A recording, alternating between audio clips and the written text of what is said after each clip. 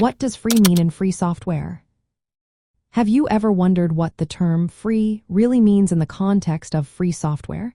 It is not about the price tag. Instead, it is all about freedom. When we talk about free software, we refer to the liberties users have regarding the software they use. This idea is often summed up as free as in free speech, not as in free beer. So, what are these freedoms? First, users have the freedom to run the program for any purpose. This means you can use the software however you see fit. Second, there is the freedom to study how the program works. This allows users to modify the software to meet their specific needs. Third, users can copy and distribute exact copies of the software to others. This sharing aspect is a core principle of the free software movement. Lastly, there is the freedom to distribute modified versions of the software. This encourages improvements and benefits the entire community.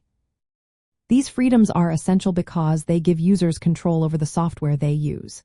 Unlike proprietary software, which limits access and modifications, free software promotes user empowerment. This aligns closely with libertarian values, which emphasize individual autonomy and resistance to unjust control. Proprietary software centralizes power with developers or corporations, restricting user freedom and creating dependency. Free software challenges this by advocating for decentralized control and voluntary cooperation. However, not all free software licenses are the same. For instance, the new general public license enforces a concept known as copyleft. This means that any modified versions of the software must also remain as free under the same license. While this protects user freedoms, some libertarians find copyleft a bit restrictive because it imposes conditions on redistribution. On the other hand, more permissive licenses like the Berkeley Software Distribution License are seen as more aligned with libertarian ideals since they impose fewer restrictions.